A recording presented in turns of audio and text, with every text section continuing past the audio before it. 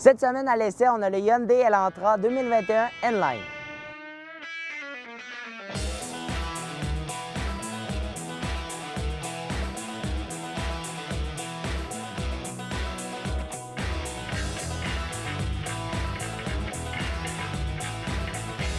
N-Line, c'est quoi, Raphaël?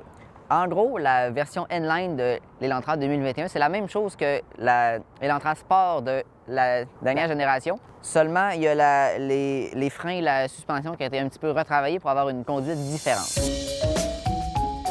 Dans cette version-là qui est avec nous, on a le moteur de 1,6 litres turbo qui produit 201 chevaux ainsi que 195 livres-pieds de couple. Combiné avec la transmission à double embrayage, là, ça reste très intéressant. Cet rapport double embrayage, c'est une transmission qui est très efficace, qui change très vite. Ça nous fait une belle conduite sportive, surtout avec les palettes au volant. On est capable de changer de vitesse nous-mêmes. On a plusieurs versions qui sont disponibles à l'effet de la Elantra. On a la version essentielle, la hybride, la N-Line, la Prefer et on a le Ultimate. La Essential, qui est comme la moins chère, a un prix de base de 17 899 $. Elle est propulsée par un moteur 4 cylindres en ligne de 2 litres, donc 147 chevaux et 132 livres-pieds de couple. Au niveau de Prefer et Ultimate, qu'est-ce qu'on a de disponible pour... Donc, au niveau de Preferred et Ultimate, on a exactement le même moteur que dans la version de base, donc le 4 cylindres en ligne 2 litres. On a un prix de base pour la Preferred de 21 899 $ et pour la Ultimate de 25 599 $. Et ces deux versions-là sont disponibles avec une motorisation hybride qui elles, sont équipées du moteur 1,6 litres pas turbo, ainsi que d'un moteur électrique de 43 chevaux qui fait une puissance combinée de 139 chevaux et 195 livres-pieds de couple. Par la suite, avec la version qu'on a laissée cette semaine, là, on a un prix de départ pour la version N-Line de 27 599 $. Alors, la version qu'on a là à l'essai cette semaine, là, on a un prix de 27 899 $. Pour l'achat, on a 83 $ par semaine plus taxes.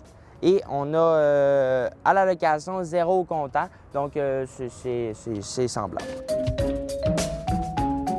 Aussi à noter qu'en 2021, on a redessiné au complet le véhicule, le design a été refait. On a un aspect qui est plus sportif, qui va être plus intéressant à voir aussi. Là, on s'entend que ça a l'air méchant comme ça.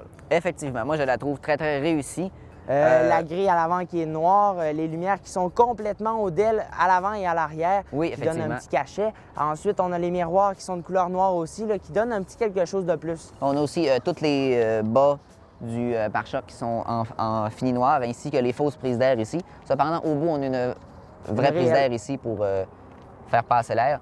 Alors, au niveau de l'arrière, on retrouve encore énormément de noir. Encore une fois, là, oui, effectivement, on va vraiment de ce rappeler, oui, c'est ça. On va vraiment rappeler tous les objets qu'on trouve sur ce véhicule-là qui sont noirs. On va vraiment le rappeler partout autour du véhicule, que ce soit les tours de portière, l'aileron, les tours des lumières aussi. On a vraiment on va vraiment rechercher le noir qui a été dans ce véhicule-là. Oui, effectivement. Parlant des lumières, moi, j'aime beaucoup la forme en T au bout et la barre OLED qui traverse entièrement le véhicule. Moi, je trouve ça vraiment magnifique sur ce véhicule-là. Tu peux nous les allumer peut-être, oui, qu'on puisse les montrer. Pendant ce temps-là, je peux vous parler aussi du bouton pour ouvrir le coffre, qui est juste un petit bouton comme ça. Je trouve ça très agréable, juste en pesant, pas besoin de se salir les mains. Et aussi, là, à noter que moi, je trouve ça vraiment très beau, là, que ce soit juste écrit Elantra comme ça sur le coffre. Oui, Je trouve que ça rajoute un petit quelque chose de plus. Effectivement. En large, c'est très beau. Ensuite, si je descends plus au niveau du sol un peu, on peut voir ici le support de plaque qui est noir encore une fois. On a un magnifique diffuseur à l'arrière.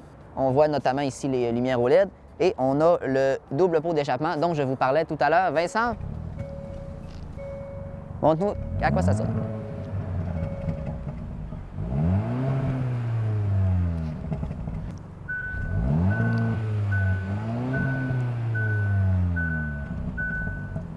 Donc, c'est quand même très respectable pour une petite voiture de ce format-là, ce prix-là et cette puissance-là.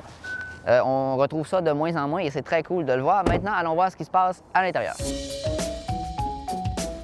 L'intérieur qui est dans le cuir noir avec des coutures rouges. Moi, c'est des chaises tissu au centre avec du cuir aux alentours. Moi, je trouve ça quand même beau. Je trouve ça quand même confortable aussi. C'est pas trop froid ni trop chaud avec les pour le cuir. rouges, là, c'est vraiment merveilleux. Oui, effectivement. La chaîne audio luxe Bose. Bose, habituellement, on se trompe pas avec ça. Par la suite, on a Apple CarPlay Android Auto sans fil qui est disponible en option, si je me trompe pas. Non, les Apple CarPlay et Android Auto sont disponibles sans fil de série sur tous les modèles de la gamme Elantra. Et on a aussi un système BlueLink de série pendant 3 ans sans aucun frais supplémentaire sur toutes les versions.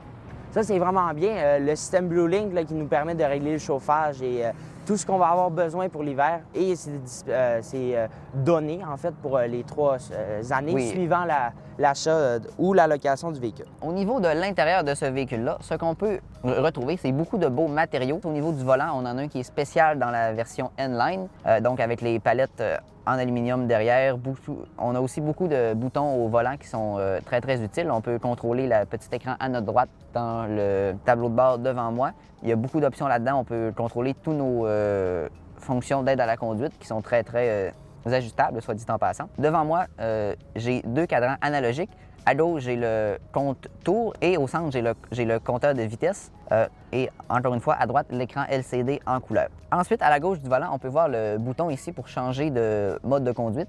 Donc, on a sport normal et tout ça. Je trouve que c'est un endroit un petit peu spécial pour le placer. On a aussi les sièges chauffants à l'avant, aucun siège ventilé dans ce véhicule-là. Ça fait pas mal le tour pour l'avant. Vincent, à l'arrière, ça ressemble à quoi? Au niveau de l'arrière de ce véhicule-là, ce qu'on peut y retrouver, on a de la place pour les jambes. Si on s'assoit de manière régulière, là, on a de la place correctement. Là. Pour 2 personnes à l'arrière et 2 personnes à l'avant, c'est complètement correct. Au niveau des garnitures de porte, on y retrouve du tissu et au niveau des vraiment poignées, on retrouve du plastique. Un petit point négatif à ce niveau-là du véhicule, je trouve que les poignées du Elantra sont vraiment trop basses. Alors, on a pas mal fait le tour au niveau de l'intérieur de ce véhicule-là. On est maintenant rendu à l'essai routier. Alors, au niveau du Elantra N-Line qu'on a laissé aujourd'hui, c'est un véhicule qui est très confortable. Ça, on ne se le cachera pas. C'est un véhicule qui vaut la peine. Tant qu'à moi, là, pour le prix qu'on le vend, c'est un véhicule qui est intéressant autant pour le prix que pour le confort. J'ai trouvé que le confort, c'était quelque chose qui était bien dans ce véhicule-là. Toi, qu'est-ce que tu en as pensé? Moi, j'ai beaucoup aimé l'accélération, comment est-ce que le véhicule se comporte sur la route. C'est quand même sportif. Malgré le fait que ce véhicule-là soit confortable, on a une bonne puissance d'accélération et une bonne puissance de freinage aussi. Avec les palettes au volant, ça rend l'expérience beaucoup plus agréable à conduire. On se cachera pas qu'on a vraiment de l'espace à l'intérieur. Ça, vraiment beaucoup. Là. Moi, de mon côté, j'ai de l'espace, ça va bien. Malgré le fait que quand j'ai vu la voiture pour la première fois, je me disais vraiment que cette voiture-là était une voiture où les bancs étaient trop serrés. Ça, c'est vraiment une peur que j'avais. Mais tout compte fait, le véhicule, les bancs sont très confortables. Tout dépend là, aussi de comment la personne est faite. Un autre point au niveau du confort, j'ai trouvé que l'appui-bras central est un petit peu dur. J'aurais mis un petit peu plus de coussinage, mais sinon, c'est très correct. On a aussi le climat 2 zones que j'ai pas mentionné tout à l'heure. Moi, je trouve ça très, très agréable. Chacun sa température, tout ça. On a aussi un très, très beau son à l'intérieur du véhicule avec le moteur, la transmission, tout ça. Et aussi, le véhicule tient quand même beaucoup la route lorsqu'on tourne. Bien, tu sais, déjà, on a des bons pneus sur ce véhicule-là. Puis, en plus, on a une suspension qui a été rabaissée d'origine. Alors, ça permet un bon soutien. C'est pas une voiture qui va taper lorsqu'on va pogner un trou. Un trou, oui, tout simplement. On va pogner un trou sur la route. C'est un véhicule qui va rester tout de même très confortable. Toi, Vincent, c'est quoi tes points positifs au niveau de ce véhicule-là? Qu'est-ce que tu as le plus apprécié? Ce que j'ai le plus apprécié, en fait, j'ai 3 points. En numéro 1, ce que j'ai le plus apprécié sur ce véhicule-là, c'est la sportivité. Premièrement, oui, il y a un aspect sportif, tout de même, là, en débutant, mais on le garde tout le tour du véhicule. Qu'on soit à l'intérieur, qu'on soit à l'extérieur, ça tire autant. C'est un très, très beau véhicule sportif. Le design général de la voiture, peu importe la version, moi, je les trouve tous très, très, très belles, mais surtout la N-Line. Hyundai a vraiment mis un coup de circuit avec cette voiture-là. Second point positif pour cette voiture-là, ce qu'on peut y retrouver, c'est qu'on a quand même beaucoup de place dans ce véhicule-là. Je trouve que c'est très confortable pour ce niveau-là.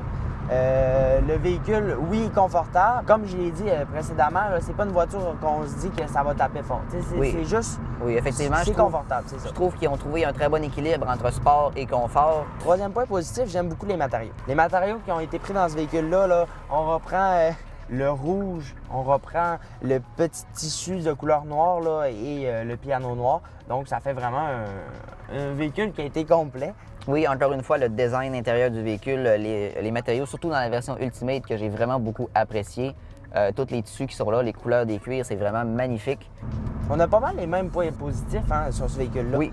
Puis au niveau des points négatifs, la première chose que moi, il m'a le plus interpellé, c'est vraiment les poignées que je trouve à mon niveau trop basses. Oui, effectivement, on les aurait mis peut-être un petit peu plus hautes, mais ça aurait nuit à leur design, effectivement, je comprends. Le deuxième point négatif qu'on a trouvé dans ce véhicule-là, c'est les sièges. Même le siège conducteur sont manuels dans ce véhicule-là. Malgré le prix qu'on le vend, même dans la version Ultimate qu'on a eu la chance de s'asseoir à l'intérieur, les sièges sont manuels. Moi, c'est un petit négatif à mon côté. C'est pas très grave parce qu'on les ajuste pas tant souvent que ça, mais quand même. Ensuite, le dernier point négatif que j'ai pu trouver, c'est que j'en ai pas une dans ma cour.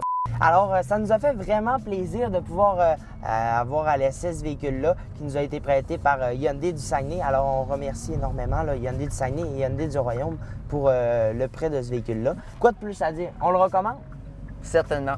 C'est une voiture que j'ai beaucoup appréciée. C'est pas pour rien qu'elle a été nommée véhicule de l'année selon l'AJAC en 2021. C'est tout à fait mérité comme honneur et je la recommande à quiconque va me le demander. Sur ce, on se souhaite à la semaine prochaine. À la semaine prochaine.